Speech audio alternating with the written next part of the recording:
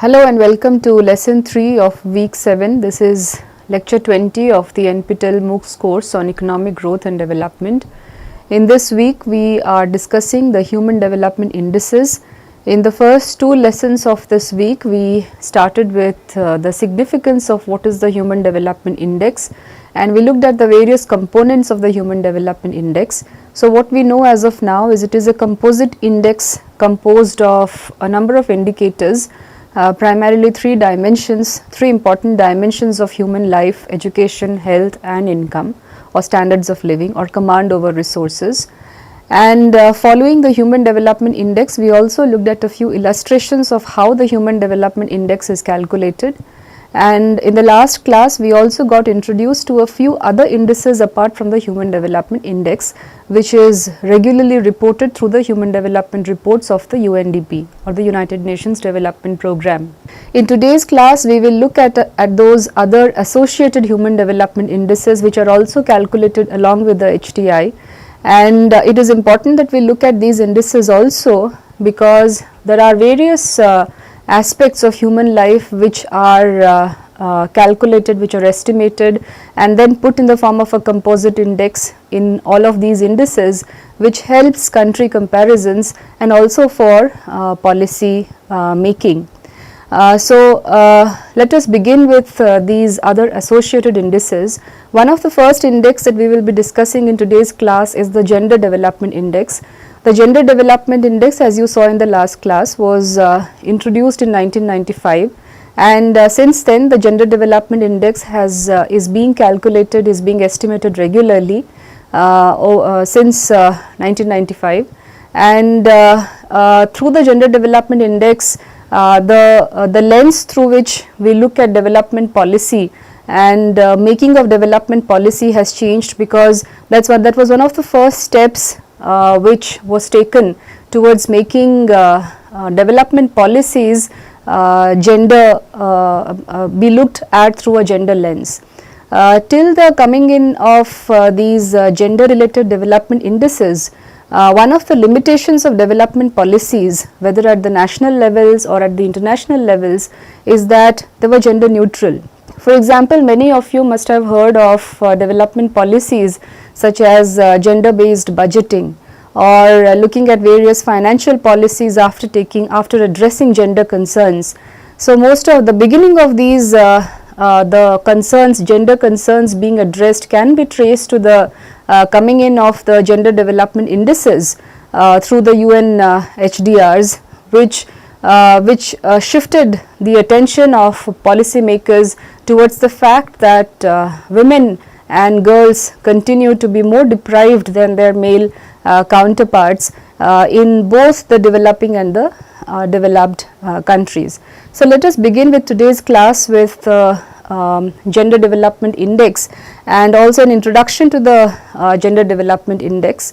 We know now that by 1990, apart from the HDI, the separate Human Development Index were also calculated for male and females, or men and women. So the HDR of 1990, even though it did not come up with the index which is now known as the Gender Development Index, HDI was calculated separately for men and women, but there was one serious limitation in that calculation, and that was the limitation of the income indicator. Because separate incomes for men and women were not available, the average income that was available was taken as a proxy for calculation of HDI for both men and women. So as is being shown on your slide, income, which was expressed as the log of the real gross domestic product per capita, that did not differentiate between males and females, and in reality we know that the per capita income of females is far less than that of males in all countries. And because there were no reliable comparable gender specific estimates of adult literacy for many countries, that continued to be the case. But despite these constraints, it was interesting to compare the two gender specific HDIs constructed on the basis of existing and estimated data in 1990, because that led to two major conclusions. One of the first being that countries move up the HDI scale. As countries move up the HDI scale, there was a clear overall tendency for the female index to approach and finally overtake the male index. In other words, as the Human Development Index showed an improvement in different countries, the female indices started showing better performance than the male counterparts. And this was primarily the effect of the lower female adult literacy levels, which was dampened down by the effect of higher female life expectancy level. And this is what I would like to draw your attention to in this slide, that in general the female life expectancy levels are much higher than that of males. Women live longer than men do, and there's a lot of discussion with regard to this fact, this indicator of female life expectancy, whether it is in the developing countries or the developed countries of the world.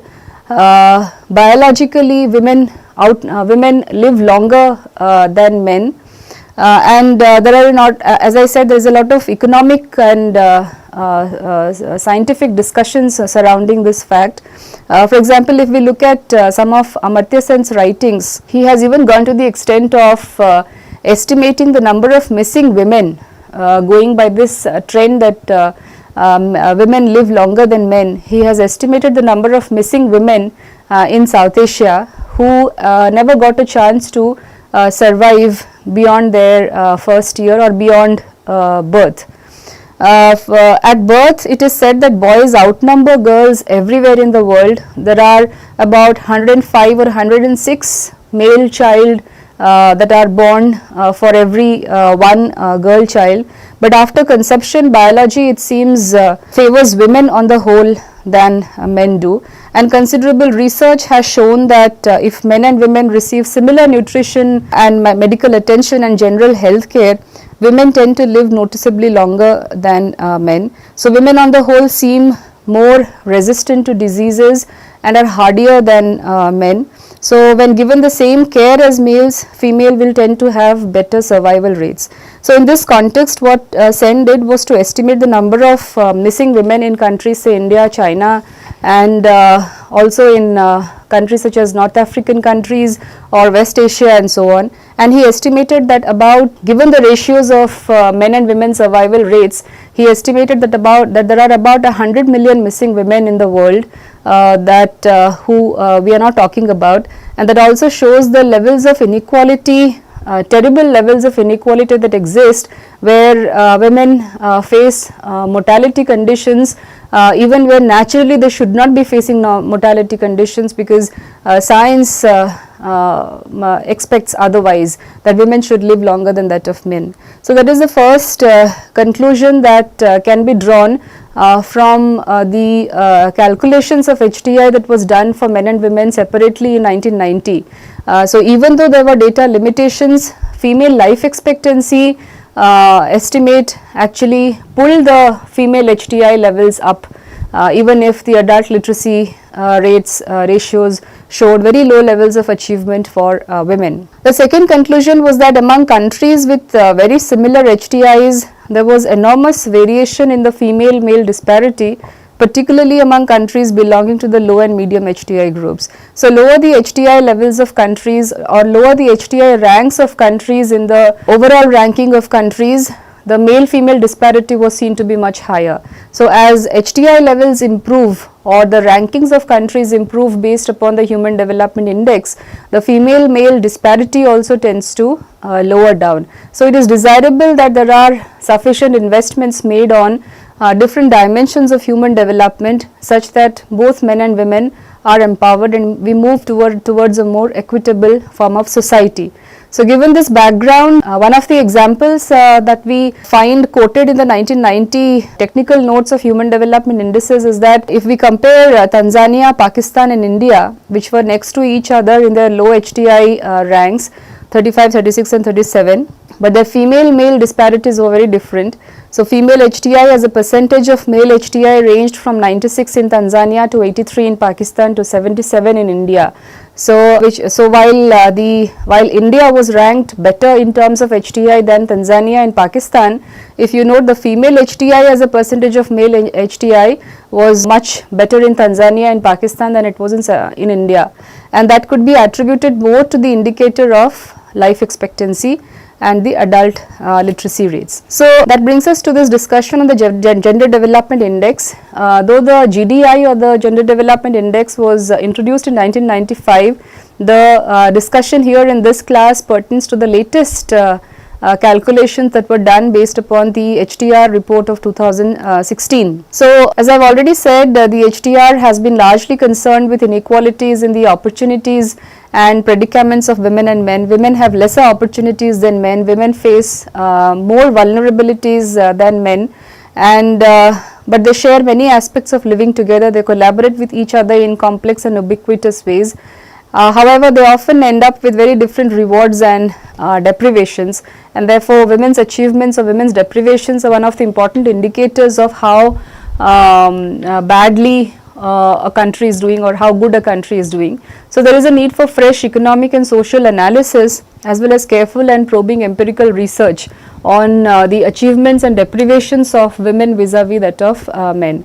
So, GDI was specifically concerned with developing a framework for gender equity sensitive indicators of achievements and freedoms. So, what does the GDI measure? If you look at the slide here, it gives you the map of what the Gender Development Index measures. It measures the gender gaps in human development achievements by accounting for disparities between women and men in three basic dimensions of human development, the same as that of the HDI, health, knowledge and living standards. And in the report of 2016, the UNDP's endeavor was to use the most recent, reliable and internally consistent data. So, they collected more extensive and more reliable gender disaggregated data as a challenge that the international community should squarely face, and they continued to publish results on the GDI estimates in the expectation that it will help increase the demand for such data. And there are possibilities that there will be more demands for strengthening the need for such data because of policy considerations. So, as I was saying, the GDI uses the same variables as the HDI. The difference is that the GDI adjusts the average achievement of each country in life expectancy, education attainments and income in accordance with the disparity in achievement between women and men. So, if you look at the dimensions here, the dimensions are the same: long and healthy life, which can be which is equivalent to longevity or the duration that women and men live; knowledge, the education dimension; and income or the standard of living dimension. Similar, the same dimensions for men. Indicators, the indicator for life for long and healthy life being life expectancy, for knowledge expected years of schooling and mean years of schooling, and for standard of living the GNI per capita in purchasing power dollars. And then the next step is of course to construct the dimension index, the life expectancy index, education index and the GNI index. And similarly, dimension indices are constructed for the male counterparts. So, accordingly we have the HDI for females and the HDI for males, the female human development index and the male human development index. And then the GDI is calculated by looking at what is the HDI of females compared to that of the males. Let us look at this with the formula that is used for GDI construction based on the 2016 technical report and an illustration followed by that. So, these are the sources of the gender development data. The United Nations Department of Economic and Social Affairs that churns out a lot of economic and social statistics on important indicators such as life expectancy at birth. That is the source for life expectancy at birth, and this source of data is kept the same over the years for consistency in comparison of countries across time. Expected years of schooling data is collected from the UNESCO Institute for Statistics, and then there are various surveys carried out by the UNICEF. Under the aegis of the UNICEF, there are various demographic and health surveys which are carried out, and those data are relied upon for getting data on expected years of schooling. The data on mean years of schooling are very meticulously calculated by Barrow and Lee, which is also available on their website barrowlee.com, and also the UNESCO Institute for Statistics and the UNICEF surveys. And the estimated earned income is calculated by the Human Development Report Office, which estimates that provides estimates based on female and male shares of the economically active population. For those students who are interested in looking at the details of these data, how they are collected to gather information over a period of time and use it for their own research purpose or dissertation purposes, I would urge you to look up these websites that I have listed out here. For those working on education data, one of the most reliable is to visit this website paroli.com, that will give data country wise and over a period of time, very meticulously done data which can be used for research purposes. So these are the sources of gender development data which are used by the HDR of 2016 for calculation of the gender development index. As like the HDI, goalposts are fixed for the gender development index as well. So there is a minimum level of achievement and there is a maximum level of achievement based upon the countries that have been taken for GDI and HDI rankings in that report. So in the 2016 report, these are the goalposts that were reported for expected years of schooling 0 and 18, mean years of schooling 0 and 15, estimated earned income 175,000 USD, life expectancy at birth for females 22.5 and 87.5, for male 17.5 and 82.5. And in the context of life expectancy at birth for male and female population that I just discussed, note the goalposts for male and female life expectancies. The goalposts are relatively higher for females than males. So in the minimum, females live on an average 5 years more than that of males, and in the maximum also the number of years by which the female population is supposed to live longer than male is just about 5 years. So these are the goalposts based on which the index is calculated. Now let us have a look at the steps for calculation of the gender development index. The first step is to estimate the female and male earned incomes, and to be able to calculate the estimated earned incomes, the share of the wage bill is calculated for each gender. The female share of wage bill is first calculated, which is given by SF here. The share of wage bill is nothing but what is the total amount of wages that accrue to the female population when we take the entire economically active male and female population into account.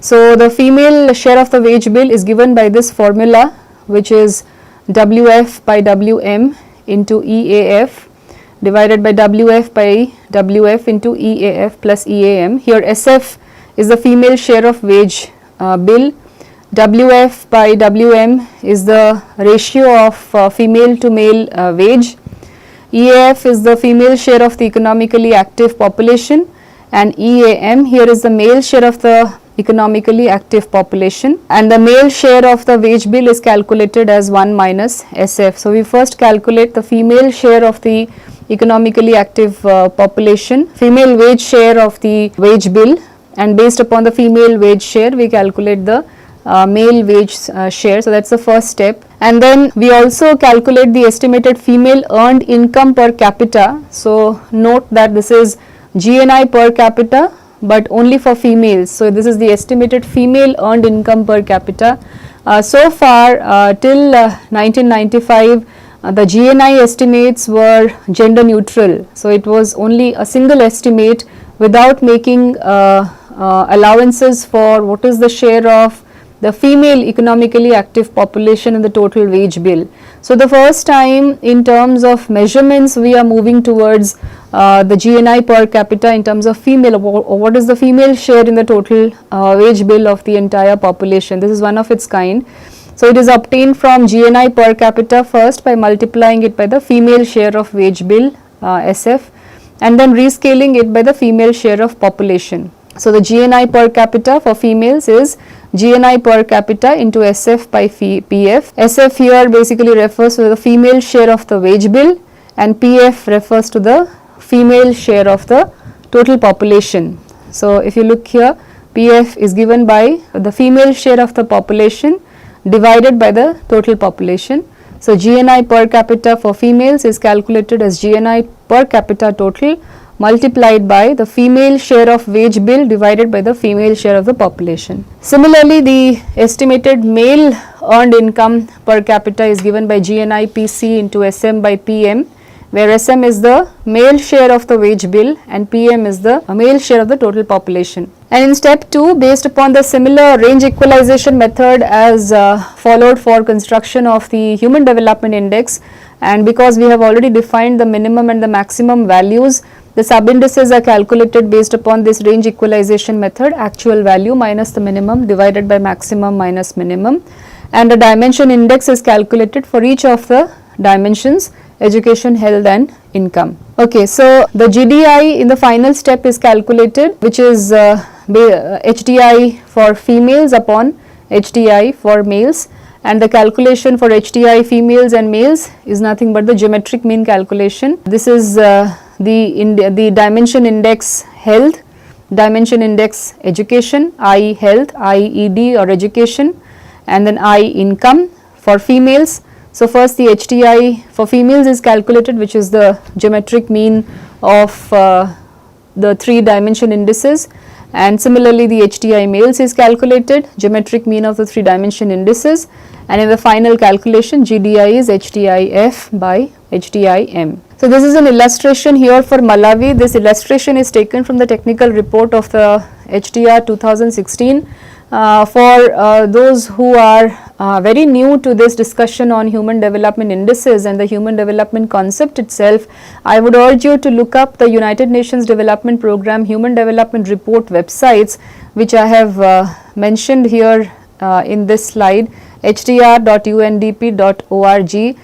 This website is a rich repository of resources on the human development indices and human development reports, and those of you who are interested, although as a part of this course I am not introducing worksheets on human development calculations. However, for those of you who are interested in taking up research in these areas, are strictly requested to take up some of these reports and collect the data from these reports and work out all of these formulas based upon the data of various countries on Excel sheets, and that will help you come up with ideas on human development research. This is an illustration for Malawi. Every HDR comes up with technical reports or technical notes in each of its reports. And I urge all of you to look up the technical notes of each of the human development report, which is also a very rich repository of the significance of carrying out these calculations, the significance of taking up different formulas for HDI calculations, which can go a long way in strengthening your understanding about human development issues. So for the life expectancy indicator, the female and male values are given as such: expected years of schooling, mean years of schooling. The wage ratio has been calculated based upon the formula that I just discussed, which is the wage ratio of female to male. Then the share of female and male population, share of economically active population for Malawi has been given in the form of a table here. And then the first step is to calculate the female wage bill. If you look here, the wage ratio is given by 0.8. So SF is 0.8 into female share of population, which if you see here is 0.509. So 0.509 is the female share of economically active population, divided by 0.8 into 0.509 plus 0.491, which is the male share of population, and that gives us the female wage bill, which is 0.534. Similarly, the GNI per capita for females has been calculated, which gives us the value 971.7. The male wage bill or SM 0.5466, and then GNI per capita for males, which is 1175.2. If you note here, the GNI per capita for females is substantially lower than that of GNI per capita for males. So what does this mean? This means that if as a share of the total per capita incomes, lesser incomes are accruing to females, or females are in lesser lesser ownership of income resources compared to their male counterparts, then that means their spending on female levels of human development are also while not necessarily, but may be much lower than that of their male counterparts. So the levels of human development achievements will also be lower. Similarly, the health indices are calculated.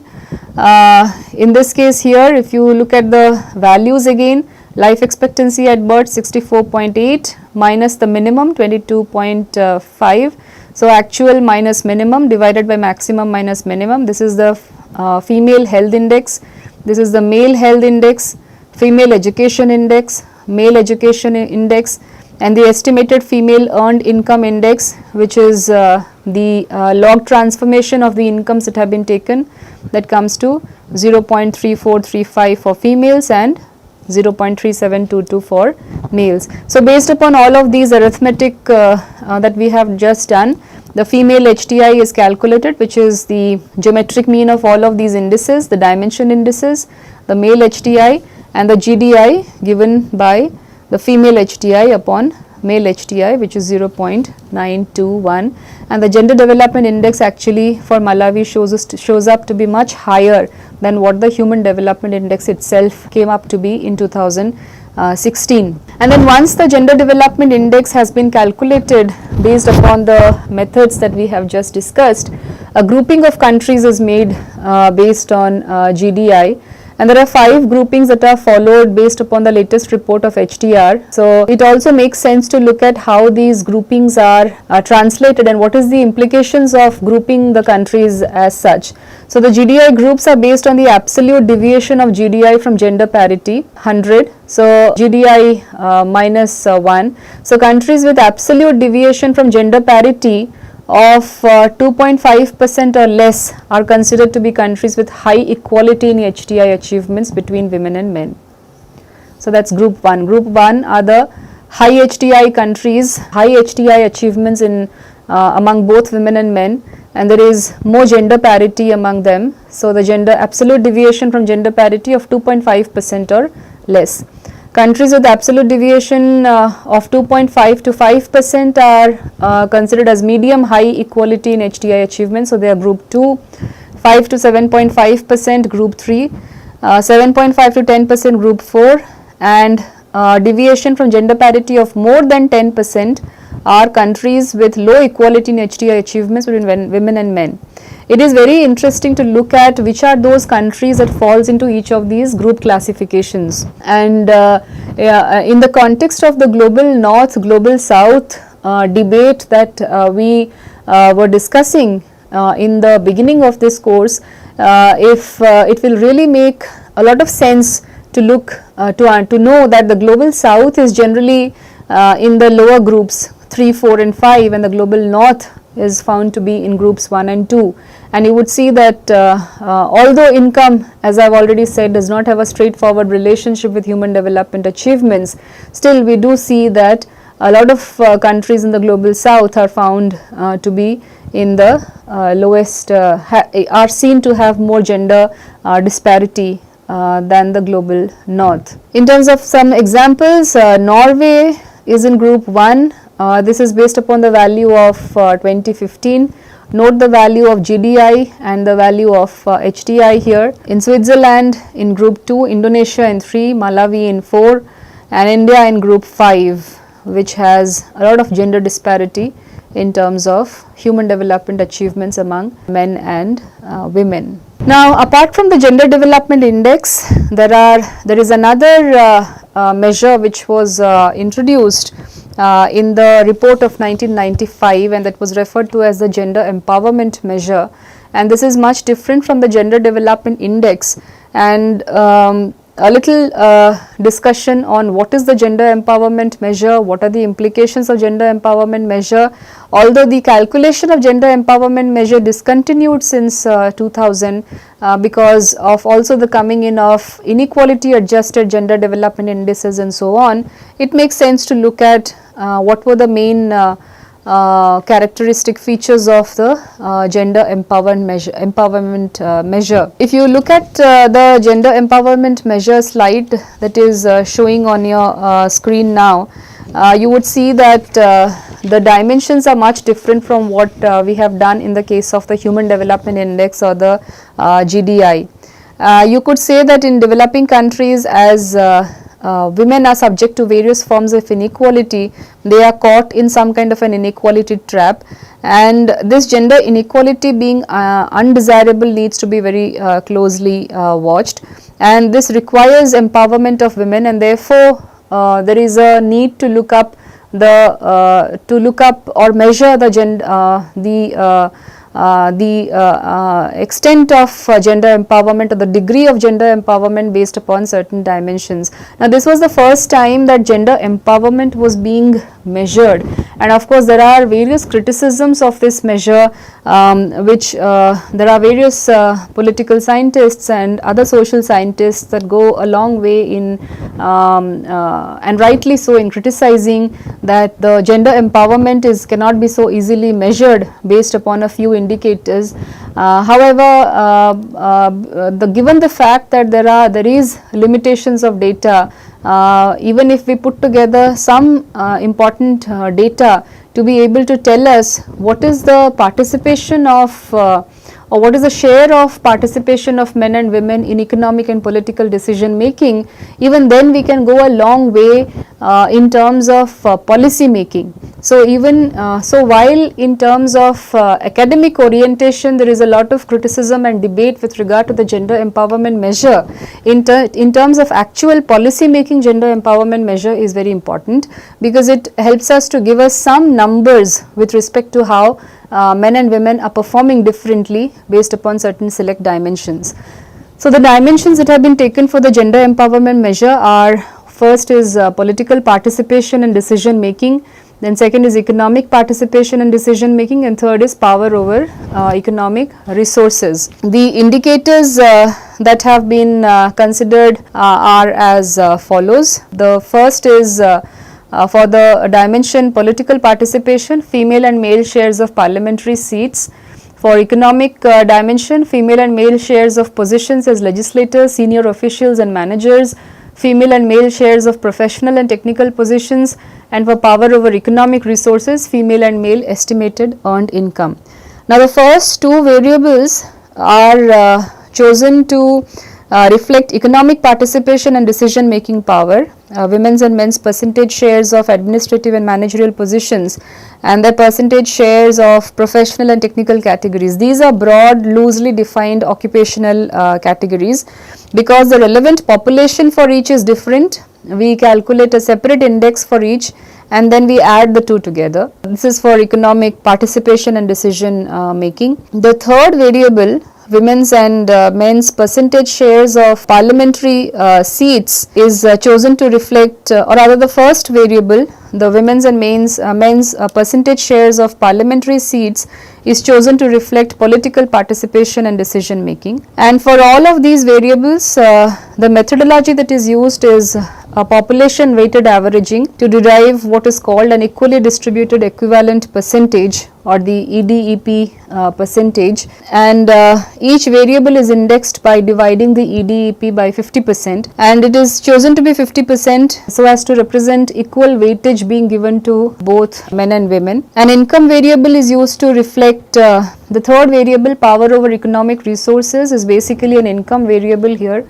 EDEP for income. So, an income variable is used to reflect power over economic resources, and it is calculated in the same way as for the GDI, except that unadjusted rather than adjusted GDP per capita is used. And these three indices are then added together to derive the final GEM value. Unlike that in the case of GDI and HDI, where we were averaging out the dimension indices for calculation of an index, here if you note here, this is not an index but a measure.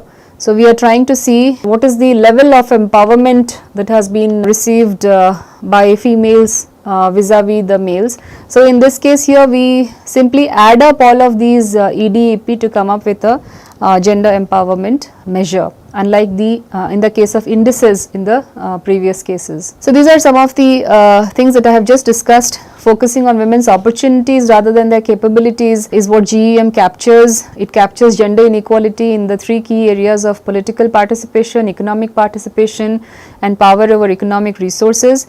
And for each of these dimensions, an equally distributed equivalent percentage is calculated as a population weighted average.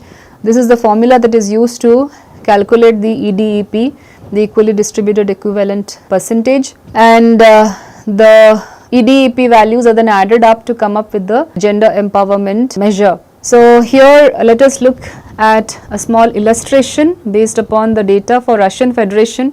So we have first calculated the EDEP for parliamentary representation. It measures the relative empowerment of women in terms of their political participation. In terms of population share, females 0.536, males 0.46. Parliamentary share, if you look, is only 8% compared to male 92%. And based upon this data, the EDEP for parliamentary representation comes out to be 13.88. So this initial EDEP is then indexed to an ideal value of 50%. So 13.88 divided by 50, which is 0.278. So Russian Federation, the first variable, parliamentary representation. In other words, we are looking at political participation of women compared to men. The share of population, the female share is much higher in population, if you see 0.53 compared to 0.46, whereas parliamentary share is only 8%, and in the case of males 92%.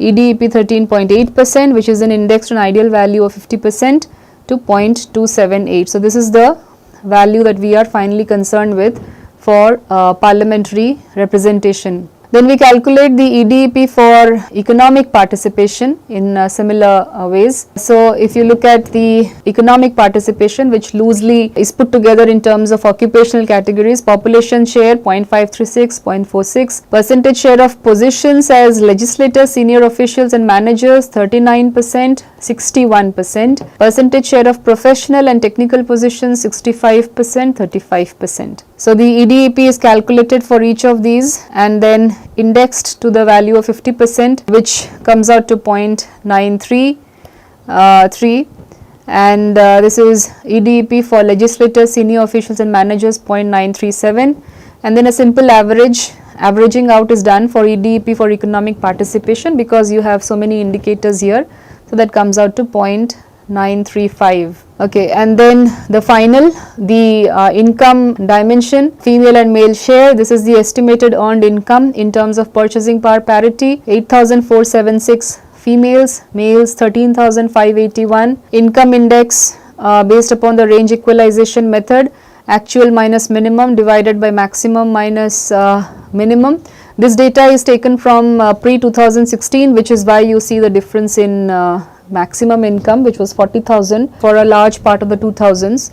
So the income index 0.210, income index for males 0.338, and then the EDEP is calculated as 0.255, and then we calculate the GEM as a simple average of all the three EDEP indices, which comes out to 0.489. So this is how the gender empowerment measure is estimated, and one of, as I've just discussed, in respect activities of women's organizations and other forms of agencies that promote, say, female labor force literacy, female literacy, demographic change, etc., are of crucial importance for the empowerment of women is concerned, and therefore a lot of interventions need to take place at the grassroots level to ensure that women's empowerment has taken place.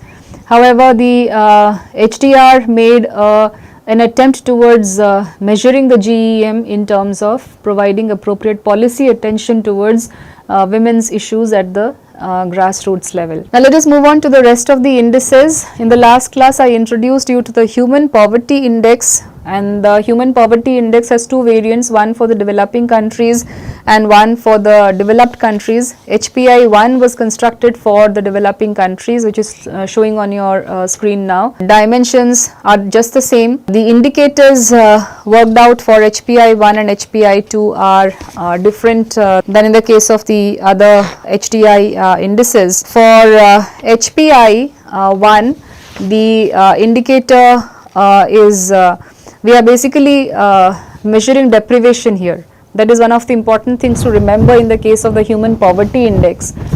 Compared to the Gender Development Index or the HDI or the GEM, they are all achievement indicators. They are all measuring achievement indicators for the dimensions that have been considered after a lot of thought and deliberation. But the HPI indices, the Human Poverty indices, are measuring deprivation here.